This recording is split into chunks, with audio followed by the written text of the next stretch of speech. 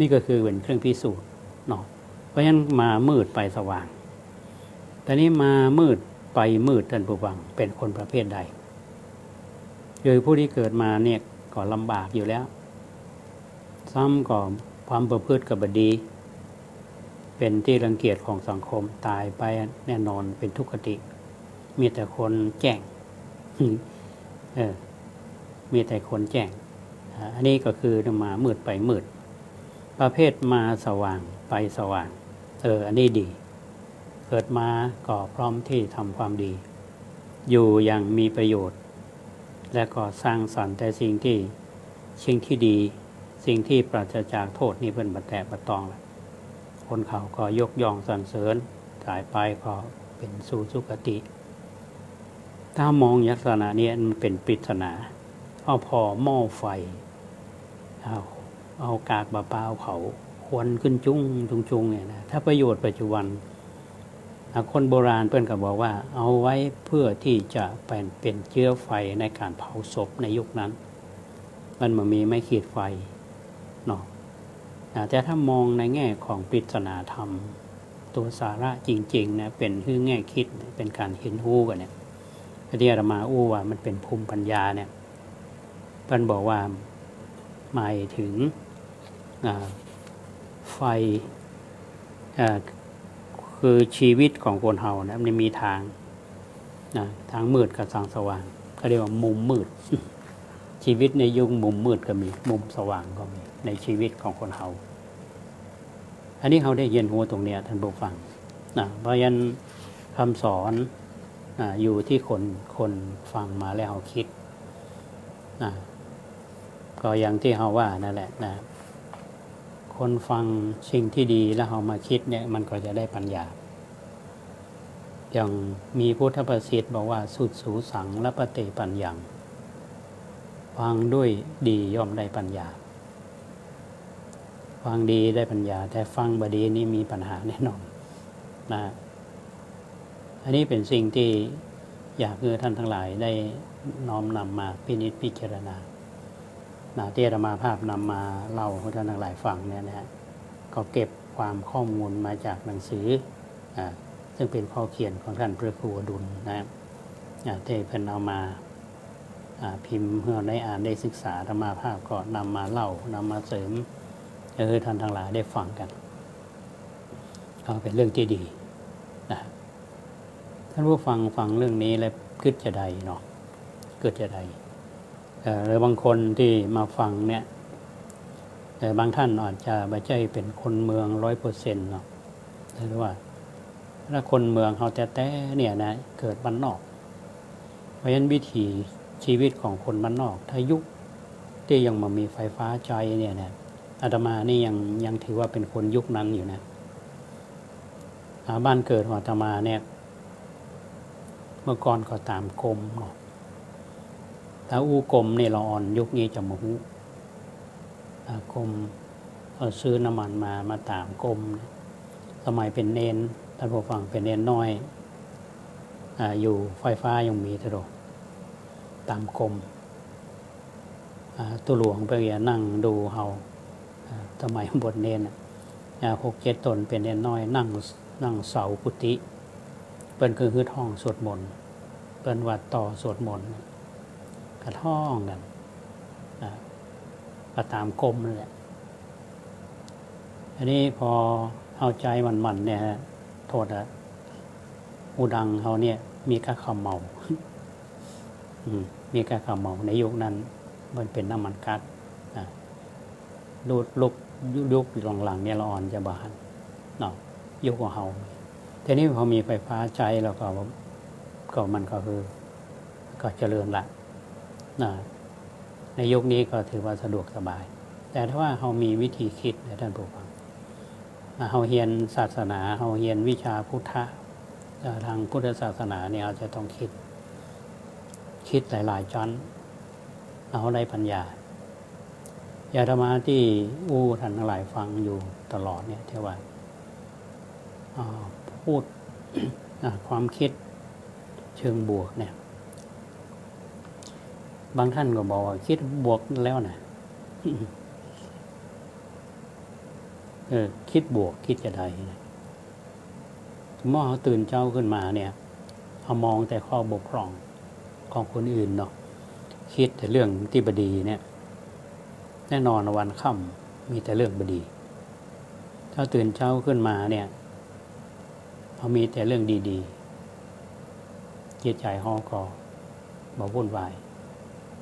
นะมีกำลังในการที่จะทำการทำงานในการที่จะอยู่ร่วมกันนะอันนี้ฝรั่งเปิ้นเขียนหนังสือขึ้นมาพิมพ์ขายทั่วโลกเรื่อง positive thinking เนี่ยฮะในการคิดเชิงบวกวิธีในศาสนาเอานี้เปิ้นเขาสอนคือคิดเชิงบวกแต่ที่หลวงพ่อพุทธทาสว่ามองแต่ดีมีคุณจริงมองแต่ดีมีคุณจริงเพราะต้องมองโลกในแง่ดีนะฮะคือมองแบบคนพุทธก็ฝากท่านผู้ฟังเอาไว้เนาะวันนี้ก็คงจะมีข่าวสารเรื่องบอกกล่าวท่านผู้ฟังในส่วนของวันก่อนเนี่ยนะอย่างตะวานี้เนาะวันที่8เป็นวันเด็กก็กิจกรรมวันเด็กก็มีนะที่บนวัดเนี่ยอย่างธรรมาเล่าตะวาเนี่ยธรรมาบ่ได้อยู่คุมเบล่าเปิ้นมีกิจกรรมเอาหลอนมาทำกิจกรรมบนวัดที่หน้าองค์พระเนี่ยแล้วก็มีการจับของขวัญเลี้ยงไอติมละอ่อนถ้าทางลุ่มวัดในทางกรรมการหมู่บ้านเพื่อนก็จัดกิจกรรมนะแต่ว่าภายใต้มาตรการของกระทรวงสาธารณสุขก็บ่ยืดเยื้ออาตมาปิกมาจากการไปสวดมนต์มาประมาณสักเที่ยงป่ายน้อยๆเนี่ยมาถึงนี่เป่งลึงละก็ถามโยมบันที่เพิ่นมาดูแลมาสังเกตการเพิ่นก็ว่าเป็นไปด้วยความเรียบร้อยเป็นวันเด็กเมื่อก่อนนี้เขาจะหันละอ่อนเนาะอย่างสนามบินกองบิน40ของบินเอาเนี่ยเพิ่นก็ยังมีเปิดให้ละอ่อนเข้าชมทำเนียบรัฐบาลเพิ่นก็ไปนั่งเก้าอี้นายกบ่ฮู้นี่ปีนี้เพิ่นเปิดหรือเปล่าทำเนียบรัฐบาลเพื่อสร้างฝันให้กับละอ่อนเพราะฉะนั้นก็พอหอมปากหอมคอสมน้ำสมเนื้องานวันเด็กผ่านไปนะอดีตเด็กทั้งหลายก็ถ้าจะม่วนพร้อมกันอดีตเด็กบางคนก็เกิดถึงละอ่อนเนาะถ้าเอาไปดูเฟซบางคนเนี่ยก็เอารูปตอนเป็นละอ่อนมาอวดเปิ่นกันก็ดีเหมือนกันเต็มรูปแบบหนึ่งก็เป็นความตั้งใจที่ท่านทำกิจกรรมต้องขออนุโมทนาตัวช่วงเวลาที่เหลืออยู่เนี่ยท่านผู้ฟังมีโยมหลายท่านที่ฟังอาตมาอู้เรื่องของบูรณะบันไดนาคหลายท่านก็บอกว่าจะร่วมบุญอยู่นะแล้วก็การสร้างกำแพงเนาะกำแพงอย่างที่อูไปเนี่ยกำแพงมีทั้งหมดเนี่ย74ช่องแต่ว่าช่วงที่ต่อกันแต่ละช่องนี้มันจะมีไฟประดับอยู่หลอดไฟแล้วก็จะทำคล้ายๆเป็นโป๊ะไฟเนี่ยท่านผู้ฟังอาจจะส่องต่างตั้งแต่โบนมานะช่วงที่1มาถึงช่วงที่2ก็ไฟมันก็จะมีอยู่75หลอด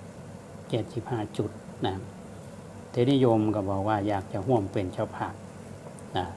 อันนี้ต้องขออนุโมทนากับโยมเพิ่นบางท่านเพิ่นก็โทรมาสอบถามอยู่เดี๋ยวเรามาขอเวลาดูเช็คกับช่างเพิ่นว่ามันจะราคาเท่าใดโยมจะร่วมบุญไว้อย่างนั้นนะอันนี้ต้องขออนุโมทนาขอข้อมูลชัดเจนก่อนเนาะแล้วก็จะบอกกล่าวสำหรับท่านที่จะร่วมบุญกัน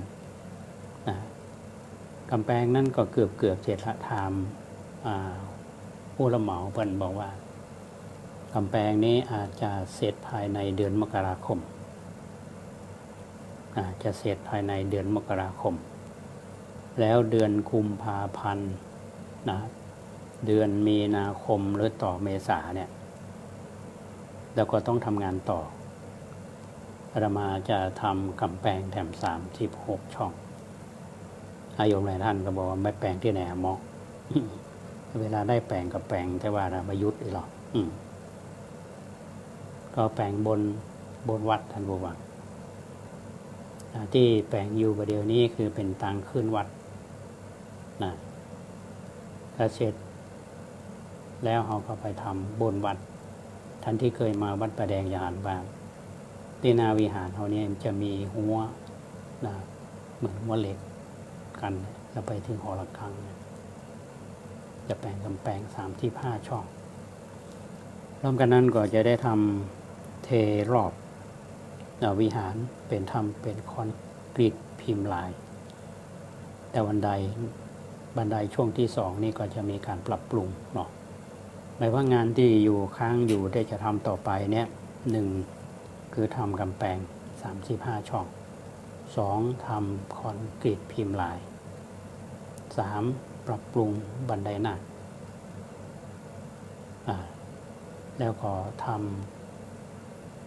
หลอดไฟอันนี้เป็นไฟที่มีพร้อมเสาที่ขึ้นบันไดหน้าตัวแล้วก็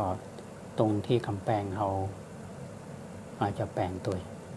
อันนี้งานที่จะทำต่อไปก็จะเริ่มตั้งแต่เดือนกุมภาพันธ์ที่จะถึงเนี้ยพอช่างทำตั้งรูปเสร็จเขาก็ทำต่อทั้งบนเลยช่างบ่ต้องไปไหนละอยู่วัดประแดงนะเพราะนั้นญาติโยมทั้งหลายที่คิดว่าเขาจะมีส่วนบุญร่วมบุญกันจะได้เนี่ยก็ญาติโยมทำก็ตามกำลังทำแล้วก็เขาก็บ่เดือดร้อนเนาะอาตมาก็อ่านอกอ่านใจญาติโยมเมื่อทำแล้วเขาบ่เดือดร้อนครอบครัวบ่เดือดร้อนสร้างบุญวันนี้ต้องขอบคุณและอนุโมทนากับโยมเปิ่นแจ้งความจำนงและทำบุญมาในการเป็นเจ้าภาพเจ้าภาพกำแพงคือคุณอักษรคนบัวผินส่วนทรเวชแห่งบัวแก้วรีสิเดนต์อยู่แถวเมืองกายบวงนี่เป็นเจ้าของหอพักเพื่อนขอร่วมเป็นเจ้าภาพกำแพง1 ช่อง 20,000 บาทเพื่อนบอกว่าโอนเข้าบัญชีวัดเรียบร้อยแล้วต้องขออนุโมทนาเป็นอย่างยิ่งก็ขอให้กิจการของหอพักเจริญยิ่งขึ้นไปเนาะแล้วคุณแม่จันเพนคำโพธาอยู่บ้านตาข้ามเราก็เพิ่นขอโอนเงินเข้าบัญชีวัดเรียบร้อยแล้วร่วมทำบุญกำแพงร่วมกับคนอักษรคนบัวผินส่วนทรเวชมาตุยต้องขออนุโมทนาแล้วแม่เชยอุดมเนาะเปิ้นก็ร่วมสร้างกำแพงและบันไดนาคมาวันก่อนเนี่ยคุณสุนีชัยลำเปิ้นมาทำบุญมากระหลานน้อยมาทำบุญ 2,000 บาทได้ต้องขออนุโมทนาท่านใดที่มีกุศลเจตนาจะให้จะหอมจะร่วมทำบุญกันเนาะก็ขอเชิญได้ถ้ามีเวลาก็มาที่วัดประแดงเอาหรือว่ามีเวลาจะทำบุญก็โอนผ่านบัญชีวัดมาแล้วธรรมาภาพจะได้ออกไว้อนุโมทนาบัตรให้ท่านทั้งหลายอันนี้ก็เป็นช่องทางหนึ่งในการที่จะสร้างสิ่งที่เป็นประโยชน์กับหมู่เฮาก็ถือว่ายุคเฮานี้เราสร้างคนที่รุ่นหลังที่เขาจะมาจะเป็นสถานที่ที่ทำกิจกรรมดีๆก็คือเกิดประโยชน์แก่สังคมเฮาได้แก่ศาสนาก็ต้องขออนุโมทนากับทุกท่านหากจะมีข้อแนะนำใดๆหรือมีส่งข้อมูลในเชิงดีๆก็ใช้หมายเลข0818815690 0818815690ทุนโมทนาบุญกับทุกท่านที่ติดตามรับฟังรายการแล้วก็ติดตามชมทาง ทางไลฟ์สดของอาตมาวันนี้เนาะแล้วก็ต้องขอบคุณท่านพระครูสมุวิศวัตรวรกิจโชท่านผู้อำนวยการสถานีวิทยุ 104.50 เมกะเฮิรตซ์และคุณเกษตรเพชรสำริดบอกกก้าวหน้านิวที่ดูแลด้านเทคนิคและก็ประสานงานวันนี้พอสมควรแก่เวลาแล้วเอาไว้ปากันใหม่ในวันเสาร์และวันอาทิตย์หน้าขอความสุขสวัสดีจงบังเกิดมีแก่ท่านผู้ฟัง